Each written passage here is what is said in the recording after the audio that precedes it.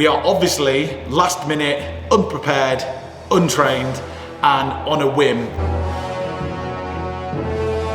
The next big mistake that we made was actually continuing. He looked at Janine's feet and was horrified. He looked straight away and said to me, "No Camino." Janine's burst out crying. This is the end for Janine, basically. Welcome back to the channel. We're Janine and Liam Day, a married couple from the UK. Just a week ago, disaster struck as our camper van and home broke down and left us homeless as we come to terms with it needing a whole new engine. Not letting it get us down, we took the opportunity to go on an ancient quest, an 800-kilometre trek across France and northern Spain that has been walked by pilgrims for over 1,000 years. The Camino De Santiago is a pilgrimage that after many weeks will lead us to the remains of St. James, and for many a spiritual purification. But first come certain serious challenges along the way. The first section of this pilgrimage is to challenge the body, the second the mind, and the third the spirit. After climbing over the magnificent Pyrenees Mountains, walking 34 kilometres on the first day, we thought we understood how this was the challenge for the body, but now we have a major problem that results in me potentially having to end the trek before I've even barely started. In this video, we show you the realities of walking the Camino, and it's really not for the faint-hearted. Welcome back to the channel. As you can see, I am on my own. Unfortunately, Janine is no longer with me. We've had a series of unfortunate events, and I'm going to explain to you what's happened and what's going on with Janine in a minute. First of all, if you would have seen the previous video to this, you'll know that we are in fact homeless at the moment because of, obviously, you've seen all the things that have happened to our camper van, our full-time home, and we're going to update you on that as we go through. But for now, we are on the pilgrimage. It's something that I've been wanting to do for the last 20 years since I've read a book called The Pilgrimage. It's the Camino De Santiago. The Camino de Santiago is an 800-kilometre walk from France all the way over northern Spain by foot to Santiago De Compostela. We are obviously last minute, unprepared, untrained, and on a whim, but we are doing it anyway, and it's pretty tough going so far. The last video you saw us, we started off in St. John, and we took off on our very first day of this huge 5-week-long pilgrimage. The first day promised to be one of the hardest days of the whole trek as we crossed the Pyrenees Mountains from France into northern Spain. It was ridiculously hard, very steep going uphill. With not much going downhill. It was very draining. We realized we've got very heavy packs. That's because we're carrying our YouTube photography equipment and our clothes and toiletries. Both Janine and I are carrying quite a lot of weight. That, unfortunately, has been our first mistake that we've made. I wanted to make this video and let you know what's going on so we can share some of our mistakes. So if you're planning on doing this pilgrimage, then you'll know not to make the same mistake. So hopefully we can be completely transparent in that fact. So we made it across the Pyrenees and into our first hostel. The hostels are called albergues. They're pilgrim-only hostels, public hostels. Some of them are public, some of them are private. One of the things that we didn't realise was how popular this is at the moment. We are in autumn, and it's a very popular thing to do. We were told, or we read, that actually it gets less popular as the year goes on, especially when you go into October. So we were surprised to see that all of the public hostels that are set up for pilgrims only have actually been full so far, and you've got to be quite lucky or quite quick to get in them. So on the very first day, we trekked to our first hostel. We found out that it was actually full, even though it had over 100 beds.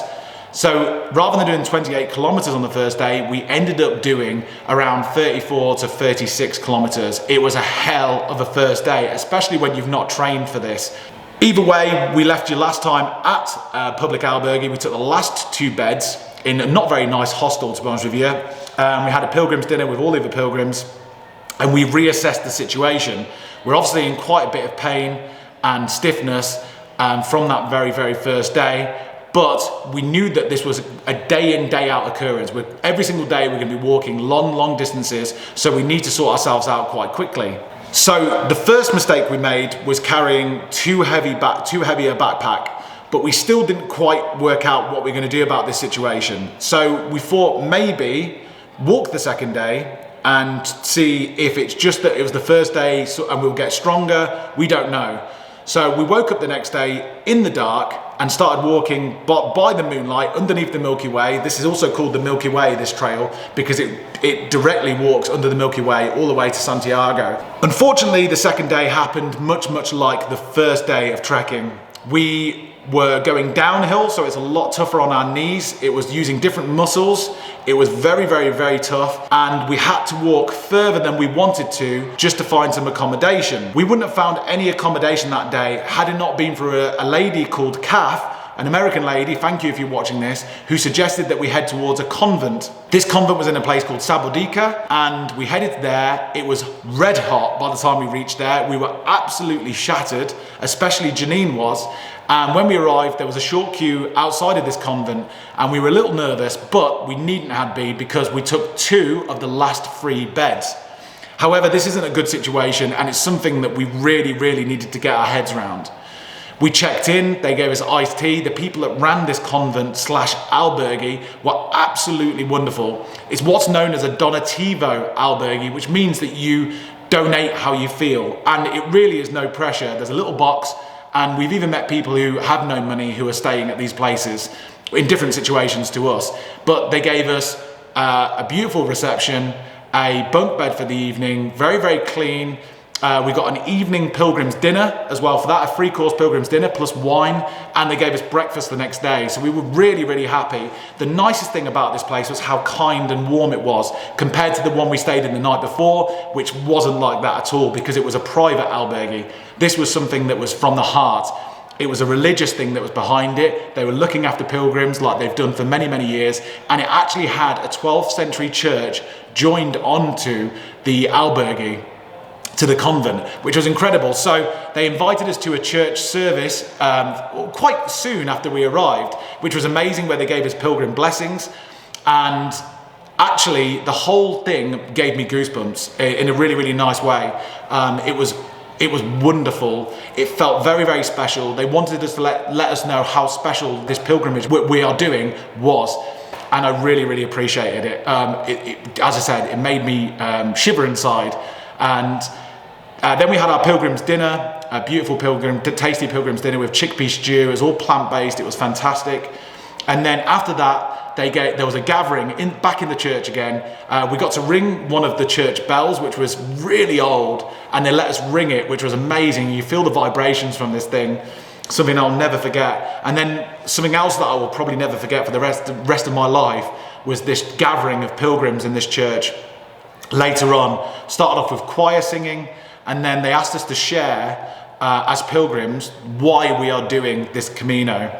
And it was, the things that people shared was absolutely, sort of very touching. Obviously there's people, it started off quite light-hearted. There was 2 people who were doing it, who had met on the Camino. One of them fell ill, so they didn't get to finish it. They're now in love, they've been together and now they've come back to do it again. This is a story that we've heard quite a lot on the pilgrimage, but some of the main stories that we've heard, the most common stories for the reasons why people are doing this pilgrimage, are for lost loved ones. Loved ones who have always wanted to do the pilgrimage, but who have got a terminal illness and couldn't do it in the end, and they're doing it for them. There's quite a few widows doing this pilgrimage as well, who have just been recently made widowed, and I can totally understand the reason why they're doing it. There was one tragic case of someone who had been in an accident that had killed their parents. This person was younger than me, and they are walking, after coming out of a coma, they are walking this, and it honestly just sort of makes you realise how important this pilgrimage is and the reasons why people are doing it. And it was a very sobering thing and beautiful thing to witness, and they translated everybody's languages back into English and into other languages so we could all understand the reasons why people were doing this.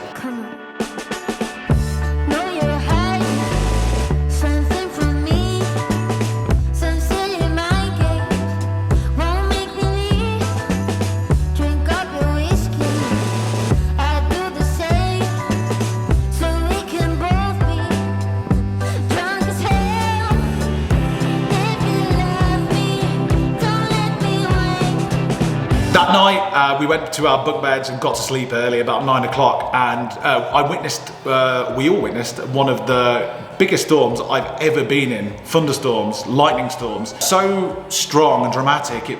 I was by a window, the shutters burst open and I could feel the wind and the rain on my face, and the lightning was striking, bang, bang, bang. Sort of every second it seemed to be lightning struck. And I was laying in awake watching this. I was very, thunderstorms are fantastic when you're inside somewhere, aren't they?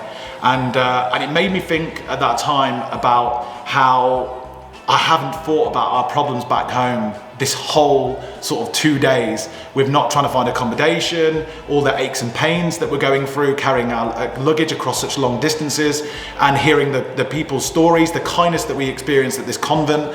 And I realized how grateful I was, and how when physical things happen, as annoying as they are, materialistic things happen, however annoying they are, I felt very sort of like, it made me feel quite emotional thinking that actually they are just materialistic things. And this was day 2 of the pilgrimage and having this experience.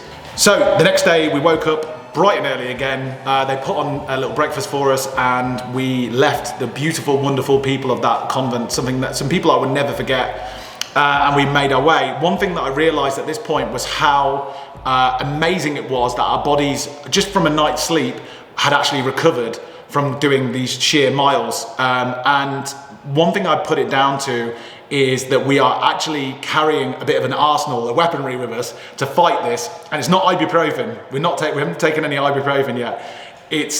We have brought with us some high strength CBD oil, and it seems to be doing the job. CBD is everywhere these days and used by millions of people and even their pets to treat a huge range of things, from sleep issues, pain management, skin conditions, ADHD, and even to reduce anxiety. After reading various studies, we wanted to find out if CBD could help alleviate some of the associated pain from walking long distances each day on this trek, and also to help us recover and get a good night's sleep. After some research, we realised that full spectrum CBD oil is most effective, and chose Bristol CBD to supply it with their 5-star Trustpilot and Google reviews. We've been taking it every day so far and are very pleased with the results, as despite my injuries, we've been able to recover quickly each day from the strenuous walks. I sometimes forget to take the oil, however Liam got me some of the Bristol CBD gummies, which are like tasty sweets and vegan friendly. We've been so impressed with the results of the Bristol CBD products so far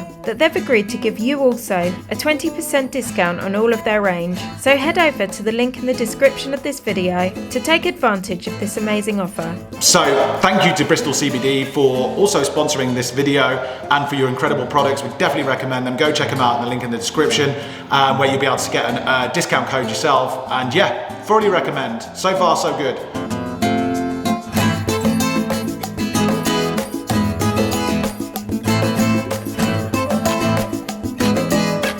So the sensible thing that we did the next day was that we only planned to do 10 kilometers. It was pretty much all we can muster. Another reason behind this was, unfortunately, Janine had grown some blisters. Janine was not in a good way, and you could see that she was hobbling quite a bit from the convent all the way through to a city called Pamplona. On arrival in Pamplona, beautiful city by the way, if you ever get a chance to go and visit, do it. We found a plant-based bakery, as you do, and ate our body weight in cakes and pastries, which is okay because we're probably burning about 5,000 calories a day. And we took full advantage of resting whilst we were in that city, a beautiful, beautiful city. But the next day we were heading to somewhere called Puente la Reina, which would be another, unfortunately, long day. But we'd given ourselves more than enough time to rest and recuperate, or at least Janine's feet. She dried them out, and we were hoping that the blisters would just heal, you know, keep them clean and heal, that sort of thing. Unfortunately, after such a long walk to Puente la Reina from there in the really hot heat, and it was undulating the whole way as well, Janine was only getting worse, and she just literally hobbled into Puente la Reina.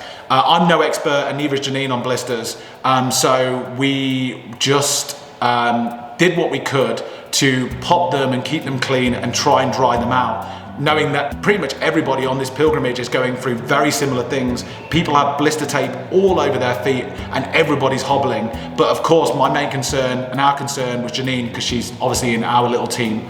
We actually made the next big mistake that we made was actually continuing. We found out later on from this, but also we came across something called Compede. You probably know what Compede is if you go hiking and stuff like that. We're not too au fait with Compede, but we were told by another pilgrim, put the Compede on top of your blisters, they'll heal whilst you're walking, and by the time you get there, you take the plaster off and everything's healed. This was absolute rubbish. Don't do this. Compede's there for if you feel a blister coming on, put the patch. It's a patch that you put on, and it'll say, and then you keep it on there, and it'll stop it developing into a blister. Good tip if you're going to do something similar. Something else you need to know on the Camino, and we were told this the day before, and we didn't believe it, to be honest with you, because it sounds really far-fetched, was that your feet grow 2 European sizes on the Camino outwards. That's because of the weight that you're carrying, the heat, and the constant walking. To be honest with you, we thought this was rubbish, but actually most people seem to know this information on the Camino. So, had we would have known this, we would have actually bought Janine, or Janine would have got, rather than bringing in her well-worn shoes, which would seem like a good idea, some well-worn shoes that have a couple of sizes space in them would have been a better idea. It's actually these small shoes that have caused her to get these blisters, and it was one of the biggest mistakes we've made on this whole trip so far. What we did that evening, however, was we went to a hiking shop, and with a wonderful person serving us and a very, very cute little dog, we bought Janine some really, really good quality hiking sandals. Very expensive, didn't want to do it, but we're hoping that it would be an investment. And some double layered socks for the blisters. We were told that this would sort the situation out and give her feet room to grow and what have you. So the next day, as everyone was just pressing on with the blisters and their pains and what have you, we just did the same. We woke up early and we pressed on. It was a 26-kilometer day, so we're not doing short days anymore. We have to do long days, otherwise we'll fall behind. And that's something that we didn't want to do because we've got a long time doing this. So the next day we did 26 kilometers to a place called Estella or Estrella. One of them's a beer, one of them's a town. Estella, I think it's called. It was the hardest day that we've done so far. So difficult. I don't know if it's the heat or the ground underneath our feet. It was just difficult. We did walk past some amazing things along the way, including a hippie commune that were giving out free food and drink for Donativo, for donations and stuff, underneath an olive grove. It was beautiful, but it was a really, really hard day regardless, and we were still carrying heavy weight on our backpacks. We managed to make, once again, the accommodation was completely full all the way, but we managed to walk a little bit further and find a leisure centre. It's like a leisure centre, like an indoor football centre, that actually had a room with bunk beds in for pilgrims, which was really, really strange. So we were staying in there with about sort of 6 to 8 other pilgrims who couldn't find room in the neighbouring town. This was one of the best things that could have happened to us. It was serendipitous, it was a synchronicity, and I'm very, very pleased that we ended up staying there, despite how bizarre the place was. In the evening time, we thought we need to get Janine's feet clean. So got her up onto a chair, got her in the sink and started cleaning her feet. I was helping her out. As we did this, a middle-aged man who was in a couple who was staying in our little dorm walked past and shook his head. We carried Janine back to the dorm room and laid her down, and he said he'd like to see Janine's feet. These guys turned out have been doing the Camino lots, many years, and they know their stuff. They know the hiking, they know the blisters. He looked at Janine's feet and was horrified. Janine had got a number of blisters, but the state of the blisters was really, really bad. He looked straight away and said to me, "No Camino. No Camino," and said to Janine, and Janine just burst out crying. Obviously Janine's this is a challenge for Janine as well, and she really wants to do this. This man was saying, this is it, basically in Spanish. He couldn't speak a word of English, so we're using Google Translate a lot. And he's saying this is the end for Janine, basically. This is the end of the Camino for her, which upset Janine. Obviously, Janine goes from the Camino, I go from the Camino because we're a team. However, I am standing here right now and explain what's happened. I asked him, and Janine asked him, is there anything that he could do to help with Janine's feet? Is there anything he could suggest so that to save the Camino for us both. And he said that he's no doctor, but he could have a look and see if he can do something. And then over the course of the next sort of half an hour, 45 minutes, it was like watching two angels do surgery on Janine's feet. It was incredible. It just so happened that the room looked like a doctor's surgery as well. Him and his wife did some amazing things. They took a needle and threaded through Janine's blisters to make sure they were drained, and all of the liquid had come out of her blisters. I'm sorry about the grim information, and sterilized each of the blisters as well. As you know, infection is the worst thing that could happen. He said by doing this, maybe if tomorrow they stay drained and she can keep draining this, maybe in 3 days' time she can walk, but she needs 3 days off. So Janine, I gave the option to Janine. Of course, I'm a husband. I care more about Janine than I do any pilgrimage or anything like that, despite how saddened we were by the news. Woke up the next day. The man was very, very pleased with what he saw, although he was still very, very concerned and said, potentially you need to see a doctor. So I said to Janine, what do you want to do? And she said, look, I'll take a bus to the next destination. You walk, and I think it was 28 kilometers walk. You walk it and I'll meet you there. So that's exactly what we did. And this is what happened next. Well, I want to take a ride in the wheelbarrow in your mind. Take me all around to the thinking places where you spend your time. Ain't no place I'd rather go. You're a funny little critter and I love you so. And I wanna take a ride in the wheelbarrow in your mind. Okay, I have made it to Torres del Rio. First impressions are that it's really pretty. Oh my god, look at this. Look how cute that house is with the tree. Anyway, there's not a single, apart from this car coming, there's not a single person in sight. I must be one of the first pilgrims here today, obviously, because I caught the bus. But I am just going to go and see if I can find my hostel, maybe see if I can get a cup of coffee. It might be too early. And just sit and wait for everything to open, I guess. I know there's supposed to be a really gorgeous church here, so I might check that out and pray. Pray for my feet. I hobbled into this tiny little beautiful village with not much to do and lots of time to kill. So I decided to do an expose highlighting the place where pilgrims sweep through on a daily basis.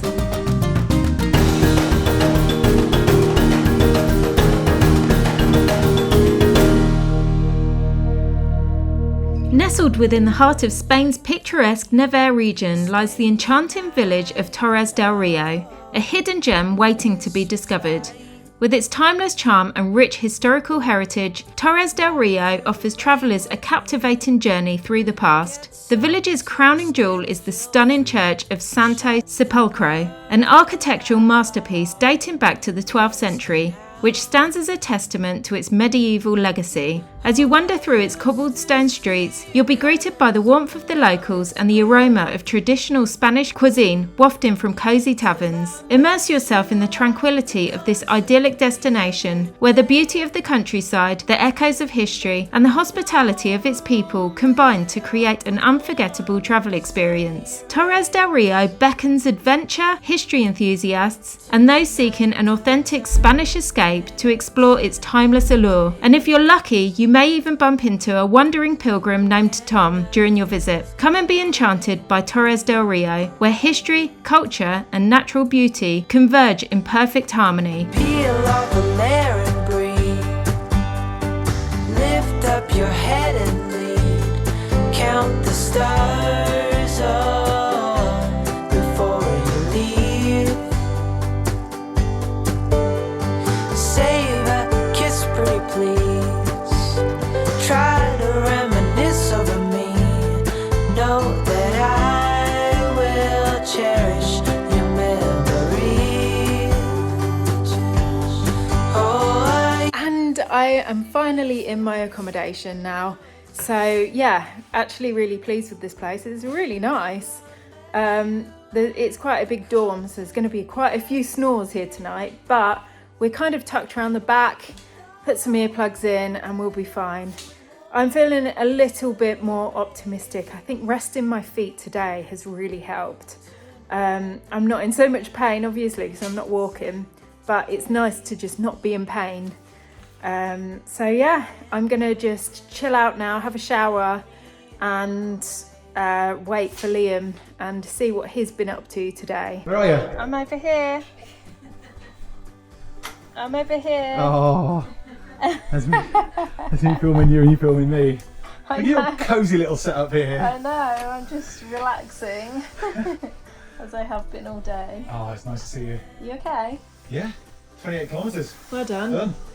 It was raining outside, so after Liam showered we got stuck into some crisps and guacamole, then relaxed at the communal pilgrims dinner, where we sat and everyone could share their tales of insight and woe, and of course the many blisters that were affecting everyone's pilgrimage. We ate a leek salad, macaroni with tomato and a burger with potatoes, polished off with a glass of Rioja, which was delicious. I've never been a big red wine drinker myself, but I've been really enjoying tasting the local tipples on this adventure. The wine was a Rioja, which will be the region that we'll call home for the next few days. And it happens to be super cheap here too, where you can get a good bottle for less than €3. The Camino De Santiago has been throwing us lots of surprises, some good and some bad, but Liam couldn't believe his eyes when he went to fill up his bottle with water today, only to find that it was a free wine fountain for pilgrims along the way. He said it made your eye wink, but free wine is free wine. Our next stop was Logroño. And unfortunately, I'd be taking the bus again as my blisters refused to heal, which not only worried me, but made me think that maybe my time on the Camino was coming to an end. Liam walked just 20 kilometres that day, and walked so fast to arrive on time to take me out into the city to cheer me up. We managed to find the Logroño's only vegan cafe, where we ate burgers, but lo and behold, it was the annual wine festival, which cheered me up a lot to be so lucky to be here in time to celebrate this year's wine harvest in the capital of the Rioja wine region. The city was full of people partying hard and drinking lots of red wine. It was a sight to behold, and we couldn't help but join in with the festivities. I'll be honest with you though, all that was going on through my mind was how much I wanted to continue this amazing pilgrimage, but how everyone was telling me that my time on the Camino was over and my feet weren't ready to complete the trip.